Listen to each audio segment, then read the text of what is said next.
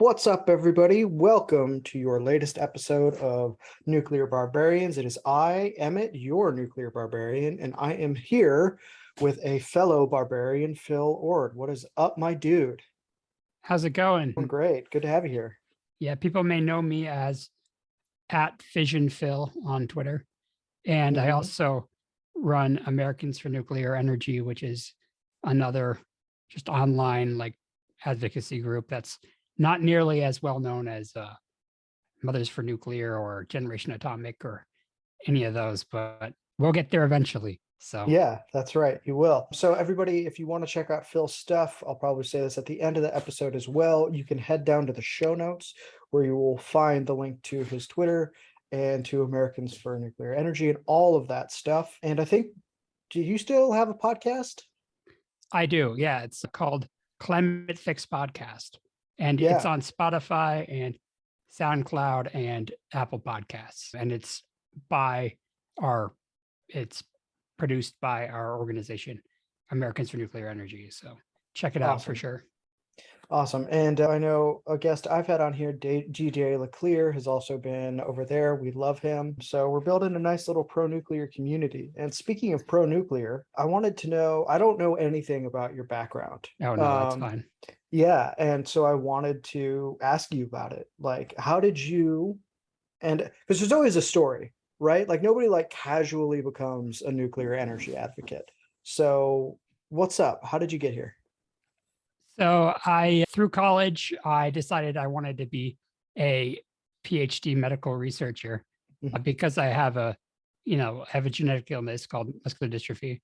And I started to realize that going through enough schooling to get such a high degree, especially in science, would be very, very physically demanding and difficult. And I decided I was kind of depressed my last few years of college, and needed I needed something to kind of get excited about.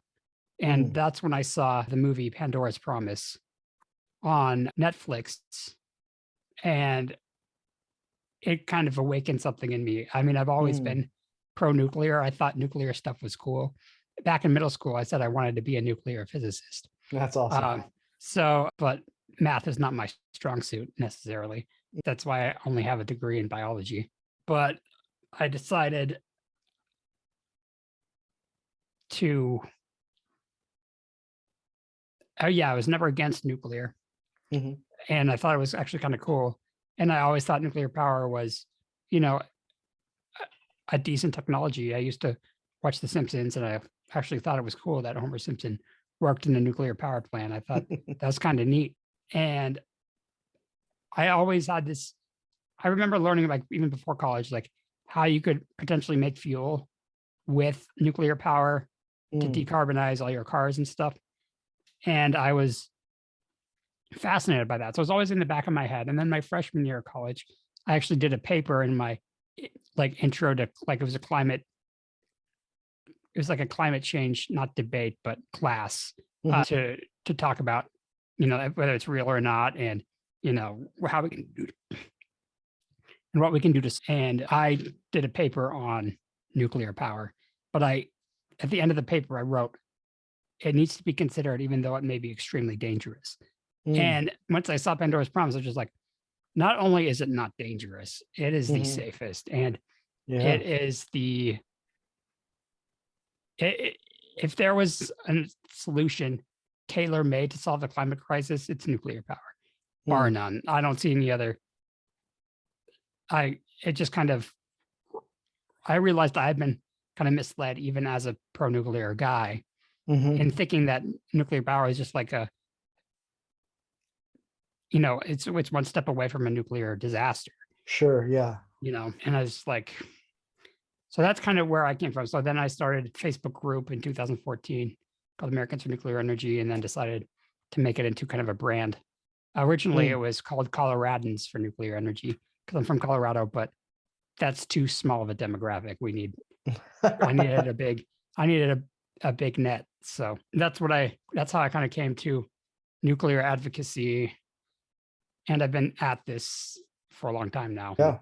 And I've not only become a pro nuclear, radically pro nuclear, Mhm. it's just based on the evidence and the just facts about nuclear, it's become like a very I've almost become radicalized, and I don't want to say that in a bad way, but Sure. in a way that's now very adamant. And now I treat any anti-nuclear sentiment the same way someone should treat someone that doesn't believe in evolution or climate change. Right. So that's, I know that's gets a little bit political, but That's fine. yeah, We've had people from all over the spectrum on this podcast, and certainly on my other podcast, I talk to people from all over. So that's right. fine here. Yeah. I've also become, and I know I get a lot of crap for this. I'm called a nukebro.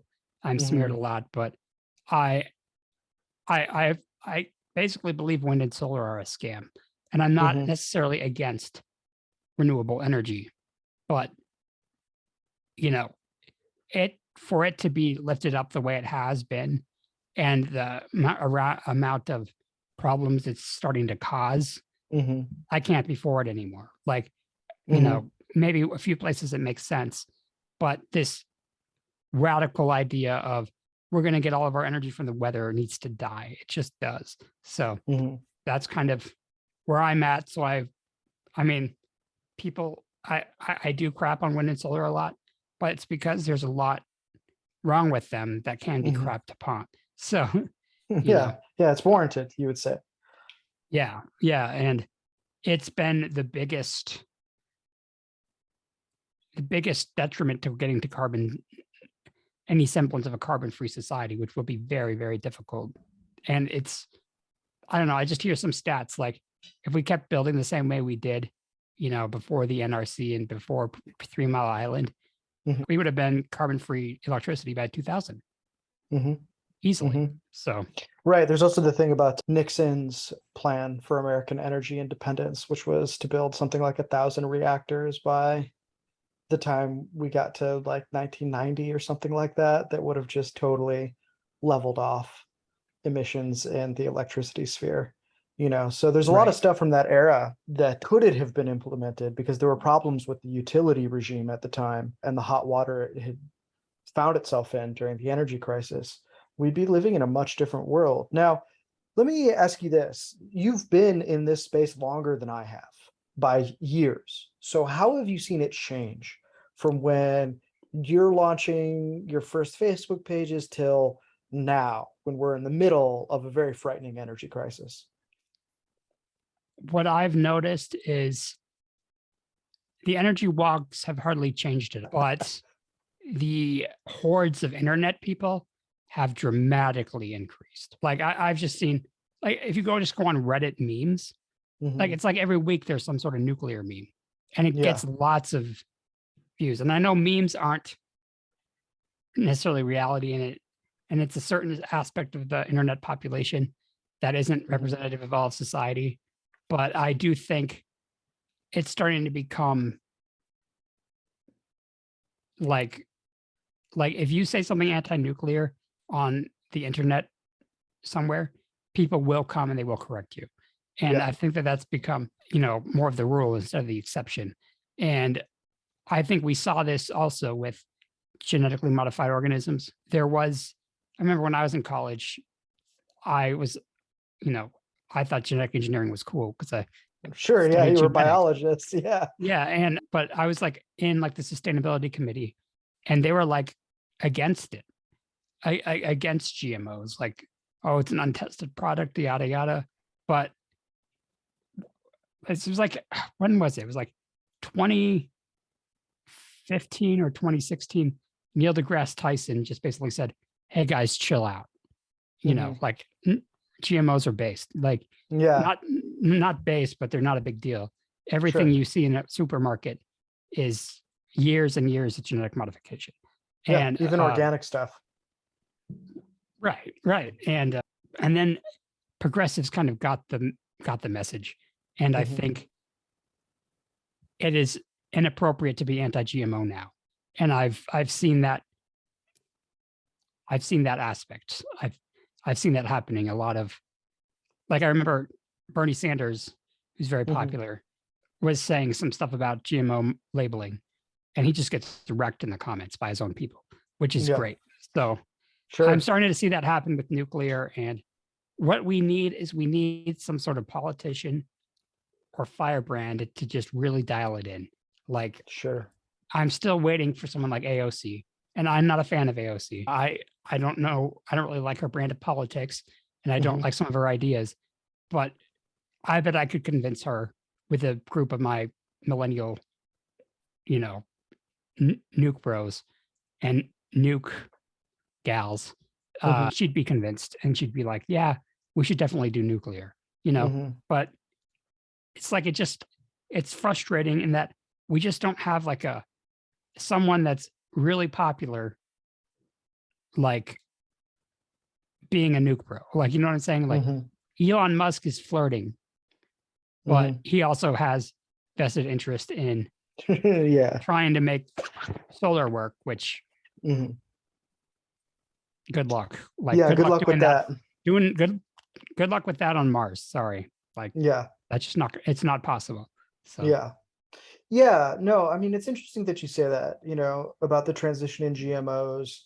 I mean, from everybody that I've talked to so far on the show that's been in this space for a while, I've talked to like Meredith Angwin and Rod Adams. It's hard to be a nuclear advocate longer than they have, just right. in terms of like a decades basis. But what do you think is accounting for this change? Because I see a few theories, right? It's simply that the 70s ideas are becoming outmoded. Some say it's the end of the cold because we didn't grow up with the Cold War, neither does Gen Z, that we don't feel as scared of it. And then there is sort of increasing concerns about climate change that have come to the fore as a concern. What do you think is responsible or most responsible for the shift towards pro-nuclear sentiment? So the internet is a mixed bag of what it provides society, and I think it can be Hmm. very damaging to society.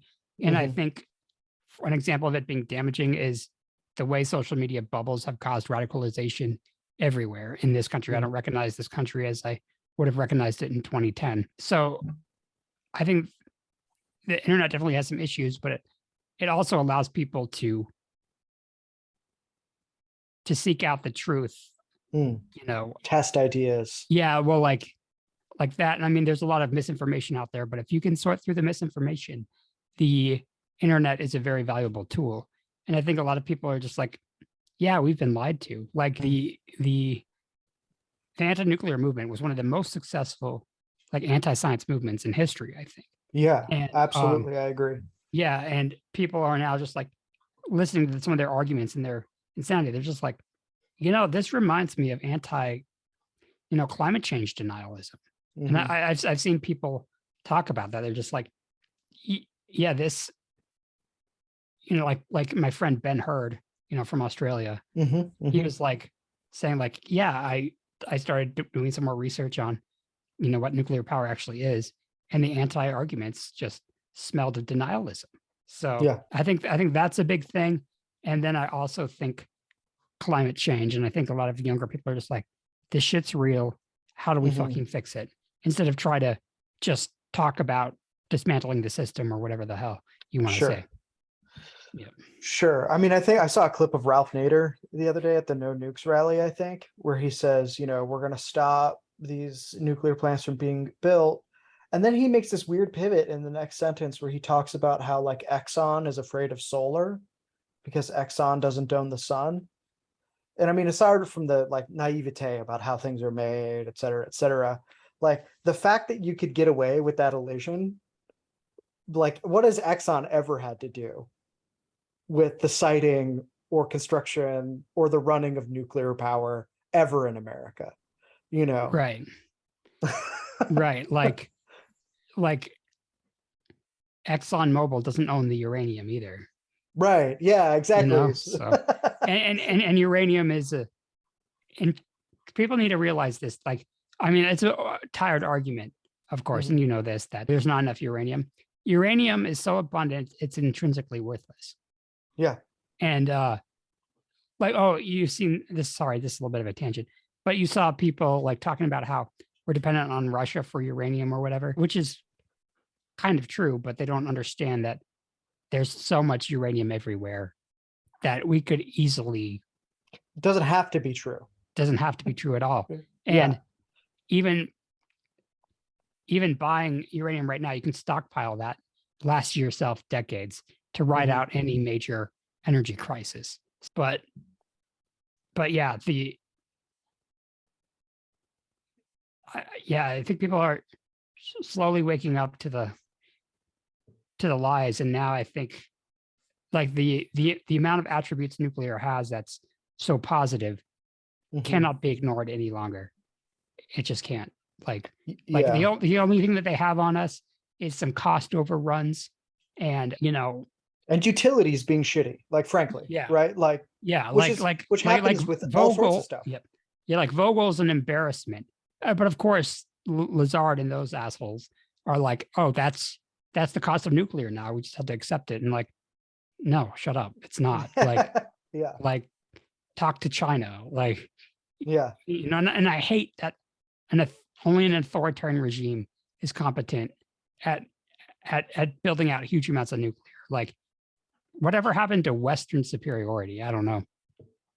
Yeah, I mean, I think, that things like the neglect of the French nuclear fleet, the closing of Fessenheim, all of this stuff is just really, really depressing to watch. I mean, so you and I have talked before about climate and your feelings on it. What is your view? Because even in the pro-nuclear space, there's disagreement about what type of emergency this is. I don't think there is anybody that I've met that is pro-nuclear and a denialist. It seems to be about degree and timeline. So where are you at, and what's your thinking about it?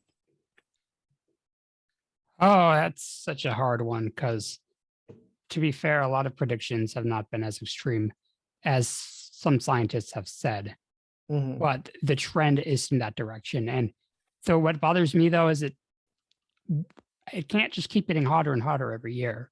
Like, if that keeps happening, like that needs to stop. Like, Mhm. and the more carbon dioxide we put in the air, the more it's gonna the more it's just gonna happen for in perpetuity.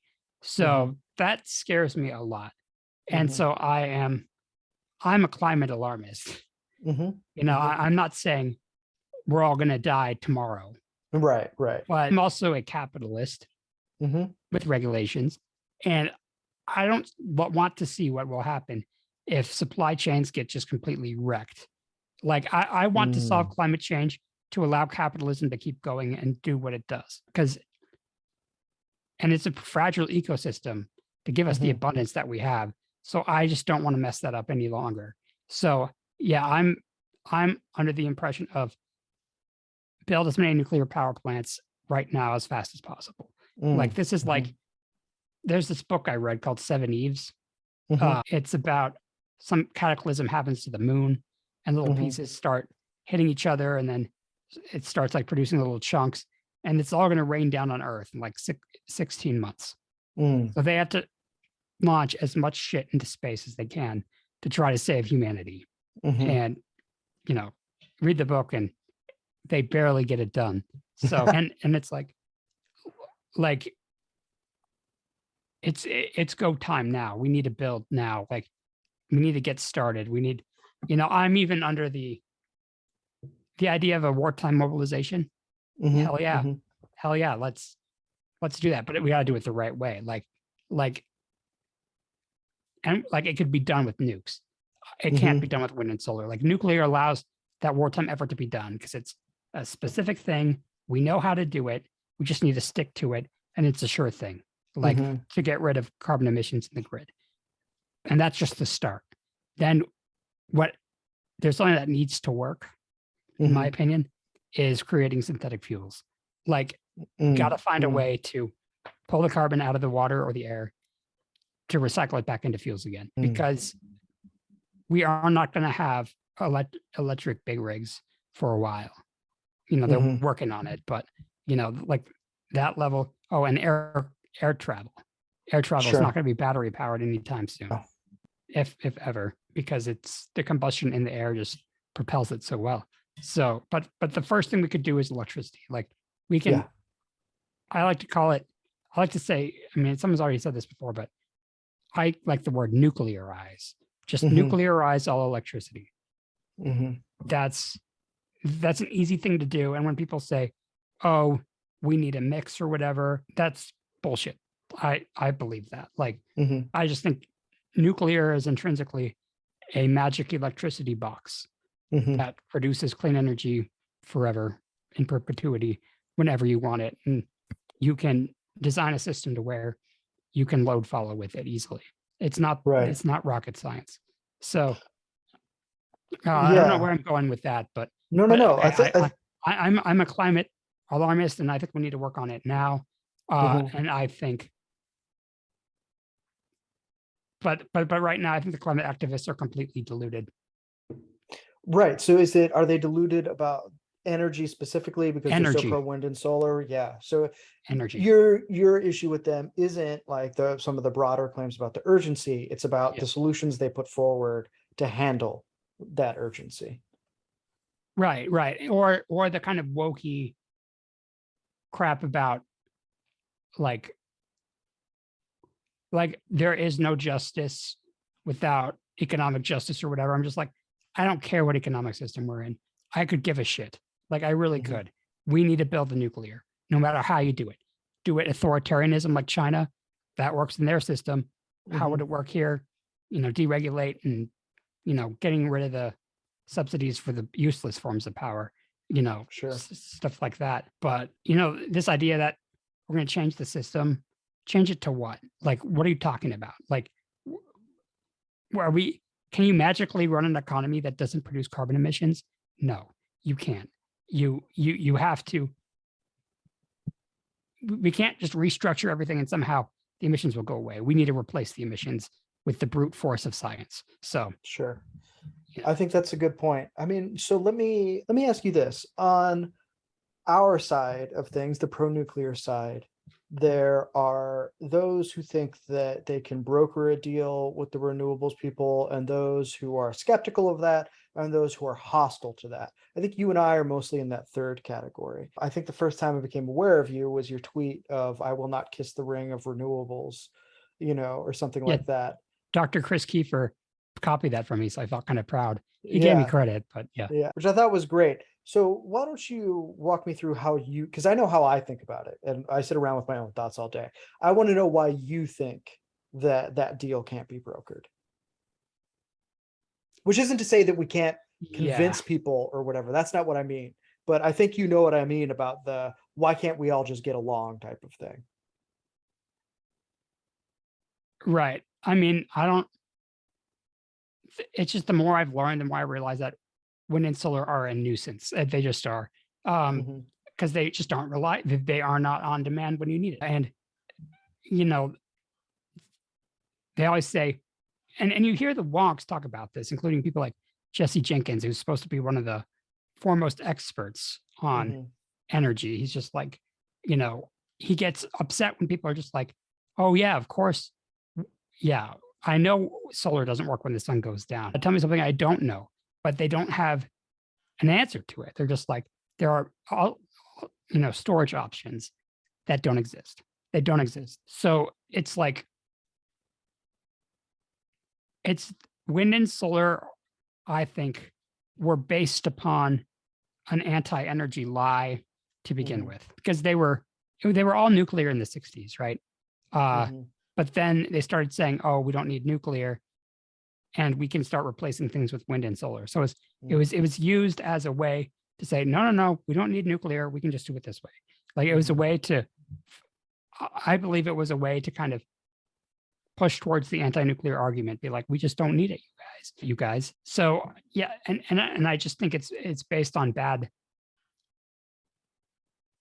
science. It's based on emotion. Hmm. It's based on the appeal to nature fallacy, and it doesn't decarbonize. It just Hmm. doesn't do it. No country has ever decarbonized with wind and solar, Hmm. uh, ever. It's all nuclear and hydro, all of it, mostly. And they have all the institutional support. So I am basically hostile to them Hmm. because I think they are a false solution. And I know they say that nuclear is too, but no, legitimate false solution. Like it's not going to work. And I think the nuclear side of things needs not aggressive, but needs the amount of fervor people have for renewables. And I think I am giving that to nuclear. Hmm. And I am a voice that's needed, because if it's just like, oh, let's get along and stuff, they're going to price us out of the energy system with the With the bogus, subsidies. with the bogus, you know, market systems we have for Hmm. electricity now that just choose for wind and solar, and also government programs where they make you do wind and solar by fiat. Like Hmm. it's like the government is saying this is the technology that works. And to be fair, you could say I want to do that with nuclear, but I'm willing to play by the rules and get rid of all subsidies. This Hmm. sounds crazy, and just start taxing carbon, Hmm. deregulating nuclear a little bit because it needs it. Yeah, definitely. Scary deregulation, but deregulation doesn't mean that we're going to start like letting safety go downhill. Like that No, doesn't in have to some be case true. it's regulated to the point where it sort of interferes with safety because it overcomplicates the systems. They're Right, less right, clear because of constantly adjusting regulatory frameworks. right. So I'm totally there with you on that. But I Um, do get the argument of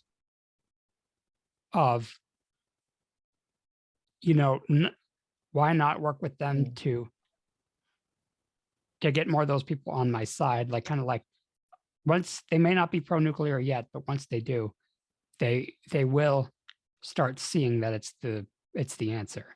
mm, So you might as well not be against it. Say work together. mm, But I just don't think by its nature, or the history of renewables, it's here to work together with nuclear. It wants to replace all baseload generation, and that's just not going to yeah. work. So, Yeah, I mean, I think that's definitely true. So, like, what do you see going in our favor, if anything, right now? Right? Like, what's given you a little bit of hope about this, if anything? well, the I think people are starting to get tired of fuel disruptions. Hmm. Nuclear Hmm. doesn't have that problem because it's so energy dense. You can store so much fuel that Sure. it's, you know, I think people are getting tired of the swings of fossil fuels depending on the political, you know, note of the day, Mm-hmm. like Russia has really shown that, yeah, you rely on us for fossil fuels, we will mess up the world. Like, Hmm. like the European Union is now bankrolling the Russian invasion, basically, with their energy. And I think people are like, okay, energy independence is a thing, and maybe we shouldn't base our entire economy on fossil fuels that can become scarce at a moment's notice, especially gas.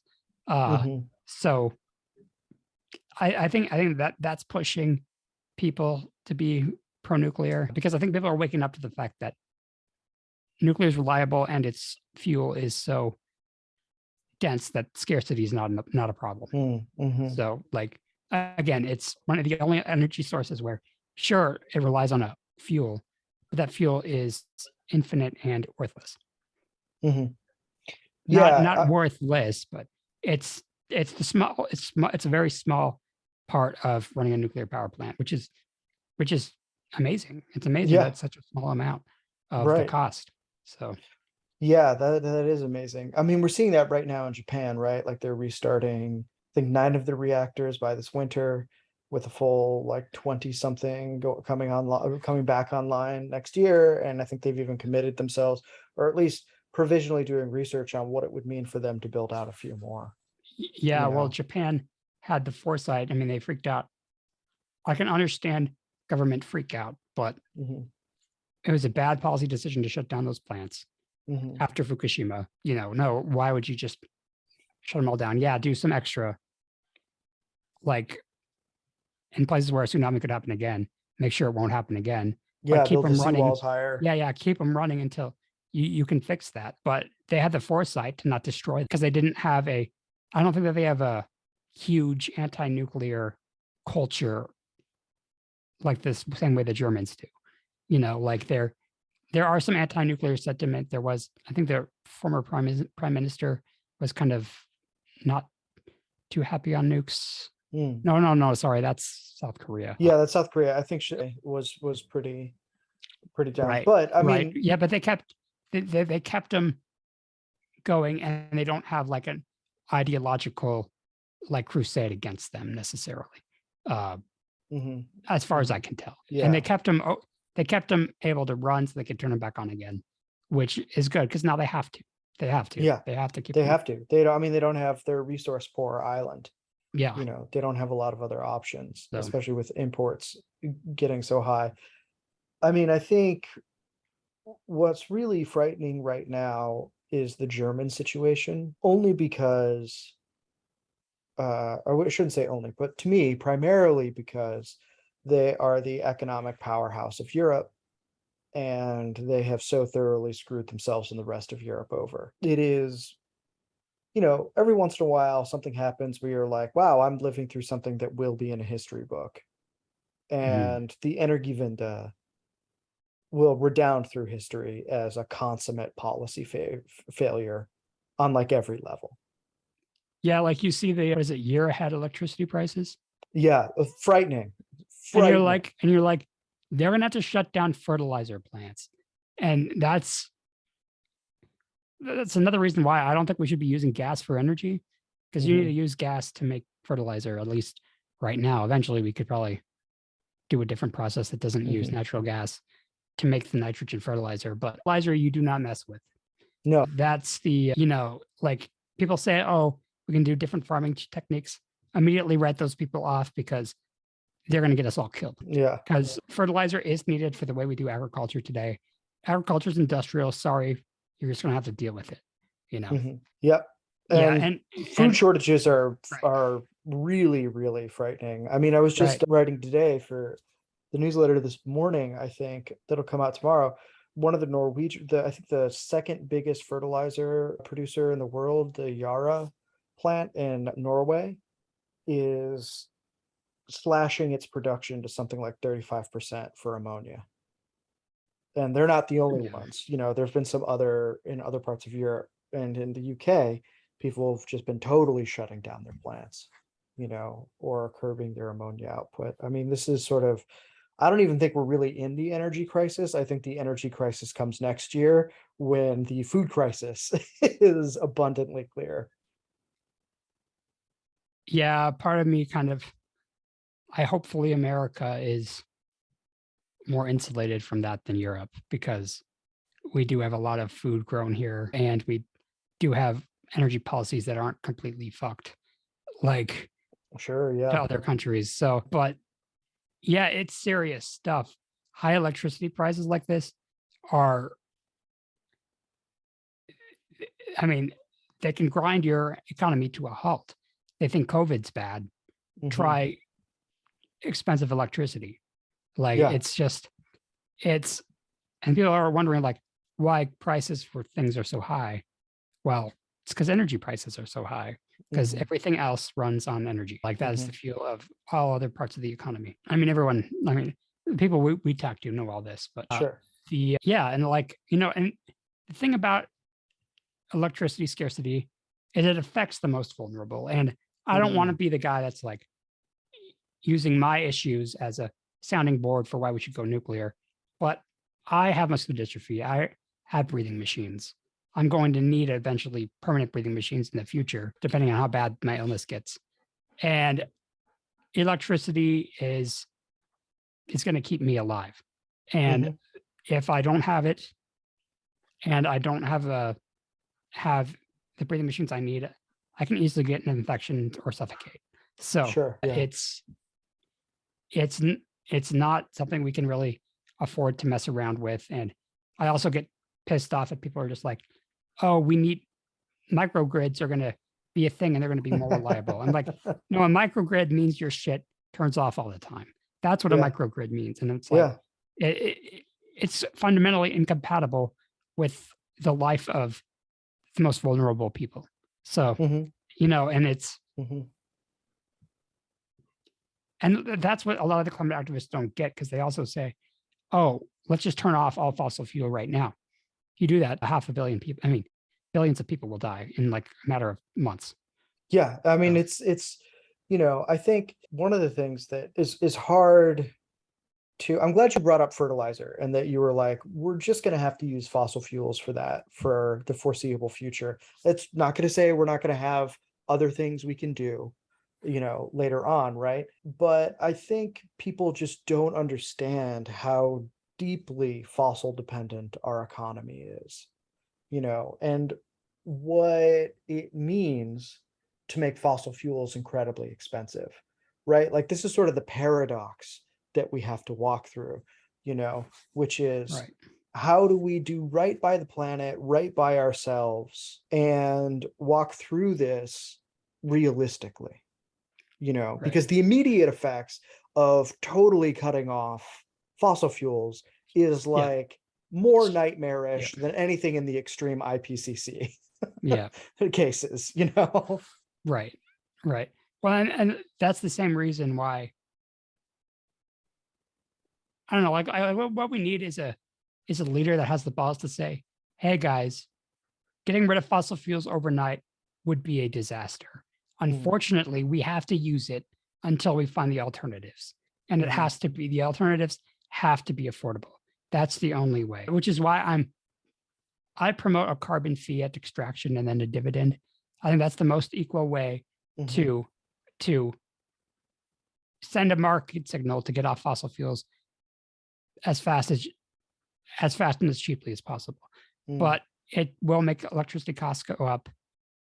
But the reason why I like it is because it doesn't start like a lot all at once. It starts low and then slowly gets higher. It kind of mhm, ratcheted up, but expensive electricity is a problem.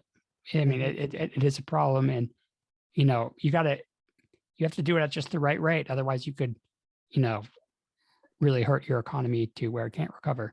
So, Yeah. yeah, it's, and then there's, I say cheap electricity matters, but now there's this bullshit going around that wind and solar are now the cheapest form of electricity you can buy.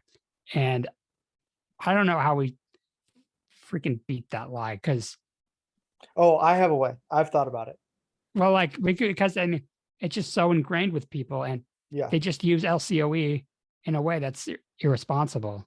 Mhm, And, mhm. and the problem is that s- sometimes it's so cheap, it's worthless at, Yeah. at given times. Like when there's, at peak sun, at peak solar, they have to basically pay people to take it away from them and be like, sure, it's cheap, but it's also completely worthless. Yeah, exactly. It's sort of like the way, I mean, I think Mark Nelson said that it's sort of like it is just correct that tents are cheaper than houses, Yeah. right? But it's obvious like what the trade-offs are when you're comparing a tent to a house. And I would take it one step further and say that, tents turns out have not been an adequate housing solution for the city of San Francisco. you Right. know and like what street crime and stuff is to San Francisco, wind and solar are to the grid. Right. It There. makes Yeah. everything else worse. Right. And renewables rely on, you know, a whole array of backup that they Yeah, just don't take into account. Like they only exist yeah, the because of hidden the costs are backup. huge. Yeah. So I don't know. We need to find a better way to come up with costs of electricity, because Lazard's LCOE, I'm just tired of them being people that are deciding everything for everyone right now. Because it's like, Yeah, it's infuriating. I think you're right that we need to do this. I mean, I know that my buddy Isaac Orr over at Center of the American Experiment, he's been on the podcast before. He's working on a levelized cost of intermittency. okay, So I'll be very excited when that comes out to see how it does and what we can say about it. But you're absolutely right. What else do you think is a shortcoming in our game right now? Where else do you think that the pro nuclear scene could stand to improve in its talking points? I mean, I'm just talking about the main things that people, the last anti-nuclear talking points, because right now fears about radiation and safety, they've lost. The only thing that they have left now is, Cost, the that's it. LCOE cost Yeah. and how fast we can build these things. Mhm. And we just need to start insisting on historical data and just like, oh, look at how expensive it is. Be like, no, not in the past. Not in the past, Mhm. it wasn't. And then when people are just like, well, it's just expensive now, and that's that. Be like, no, are you being a quitter? I mean, are you just being okay? Are you being okay with incompetence? Are you being okay with Sure. waste in in major infrastructure projects? I'm like, that's like, don't, yeah, just to say that is just a complete like low, small dick energy. Like, you Well, know, I also think that we have to do something that, one of the things that frustrates me is I've seen people say on the pro-nuclear side that we don't need to educate the public on the merits of nuclear because they find it condescending or whatever. First of all, I don't think that's true. I think there are poor ways that are condescending to try to yeah, educate people about nuclear. But the reason you need to do that is because people don't really know a lot about energy in general, right? It's right. not specific to nuclear that people don't totally understand what's going on through no fault of their own. It is not that they are Yeah. incapable of putting it together, Do you you know. know what was really good at teaching people about it? The Atomic Energy Commission. Hmm. My Yeah. fr- my good friend was telling me like, yeah, the AEC had like this this bus that they would send to cities and just educate people about nuclear. Then once the NRC started, that went away, and we need an impartial education about nuclear power because a lot of people just don't know about it. Like, I go to climate rallies and I ask kids, "Hey, do you guys know about nuclear?" They're just like, "I think I've heard about it. I'm not sure what it is." Yeah. That's Like, do we even do that pathetic. anymore? That's Yeah. pathetic. Yeah. Like you could, all you need to do is show a young kid a reactor pulse Hmm. on the internet, and they'd be like, "What is that Iron Man shit? I want Yeah. it." It's Like, cool. Yeah. Yeah. yeah. Yeah. So I mean, I think you're absolutely right. I think, if the industry gave a shit about itself, it could do a little bit more, in terms of even just keeping their visitor centers open and stuff right, like that.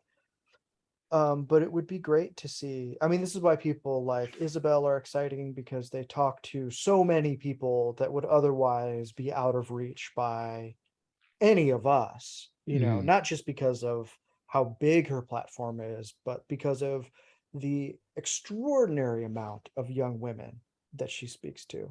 I think that right, that is really important, right. Because work. the amount of acceptance in nuclear among women is so out of whack to men, Yeah. and it's like it's kind of weird. And yeah, like I think I think in the past nuclear was because it's just an older like 1960s esque kind of vibe to it, and back then it was like not very, Oh, it's a sausage yeah, fest. Yeah, come on. exactly. Like that's just how it was. So Yeah. it's it's good, and especially like people like Mothers for Nuclear, like Yeah. what an Love amazing, Heather. Yeah. yeah, what an amazing like slogan, Mhm. because they're flipping the script and saying, no, not nuclear is not only scary and not only not scary and not a risk to our Mhm. future, it damn well will protect your children in the future. So, Yeah, which is totally. good. But and then we see nuclear communicators like Isabel and our friend Mhm. DJ Leclerc, the rad guy. Yeah, the rad guy He has glows, a baby. lot. Yeah, he has a lot of views on TikTok, and that's where all the kids are. Mhm. And you know, not that it's kind of said that TikTok has to be what educates people on nuclear, but yeah, we need to do a better job teaching about it scientifically literately, because textbooks and stuff in schools are still teaching almost an anti-nuclear bent to it. Like Mhm. it's yeah, that is nuclear illiteracy is a big problem, Mhm. because I mean it's I think it's worse scientific illiteracy than climate change, in my Yeah. opinion. Oh yeah, So, there's way more, there's way just even more intuitive understanding of how climate change works than there is right, about how any part of our energy system works. And exactly. a lot of that has to do with the fact that our education system doesn't do a good job of communicating that. Also, especially when we look at the grid, how the grid has become incredibly overcomplicated to where the experts don't even seem to fully have a solid account of what's happening within it. And I also think that, the money has gone towards the legacy environmental organizations that became the cultural avant-garde in the 60s and 70s, and then became the policy avant-garde in the 80s, Mhm. 90s, and early 2000s. And they kind of claimed that scientific consensus too. Yep. Yeah. When no, nothing about being anti-nuclear is scientific. It is it is completely Well, it preys on like that like ignorance. fantasy. Yeah, Yeah, it yeah, preys on that ignorance. That's, it is a politics masquerading as a science, r- and I think that that is one of the bigger challenges we face. I mean, it'll be interesting to see how long they can maintain credibility after this winter. I think that I yeah. think Europe is going to have a harder and more immediate backlash against the green elements, except for maybe in like Finland where they're very pro-nuclear and stuff like that. But that's an exception, not the rule, you know. Right. What'll be interesting to see, because French nuclear is having kind of an annoying lull right now. I mean, you'll have the Oh, it's fucked people, up. They screwed yeah, up. like They screwed up. you have the people now saying like, oh, and they say nuclear energy is reliable, but like, still even more reliable than wind and solar, even Yeah, well, like with it. nationally, wind has a 35% capacity factor, and solar's nationally in America is 24.5%. Yeah. So even nuclear on when it's having a bad day is still better than wind and solar on a good day. But yeah, France messed up because aren't they like aren't they basically all under like they scheduled the repairs all at once when they shouldn't have when they They needed did to all sorts of stagger shit. them? I Yeah. think Mark Nelson has just done an episode of Decouple Okay. on what happened. I think I saw him tweet it today. Maybe it's from before. I'm way behind on everybody's podcasts Yeah. always. It's Um, saturated for sure. yeah, Podcast. totally. But so I think, I'll put that in the show notes too, everybody. Go check Yeah. that out because Mark would know way better than either of us about what happened over there. So Yeah. before, Oh, go ahead. sorry. I say just to finish that thought, though, it'll be interesting to see because I think the French nuclear will be back up and running by winter, hopefully, Yeah, and it'll just go to show that I mean that's going to be like a very valuable thing, and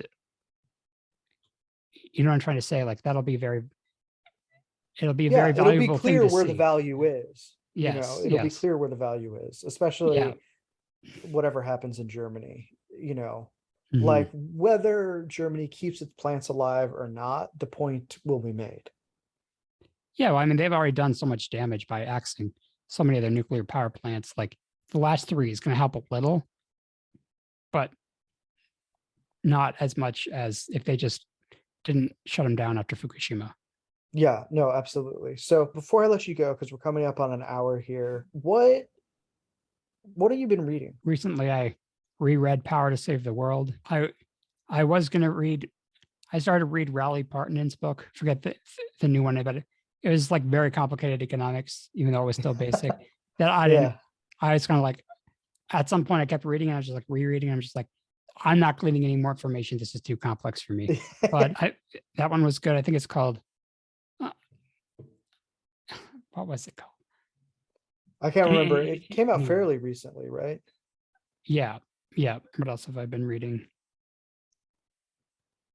I should be reading more, but I do just spend a lot of time reading articles on social media. Sure, sure.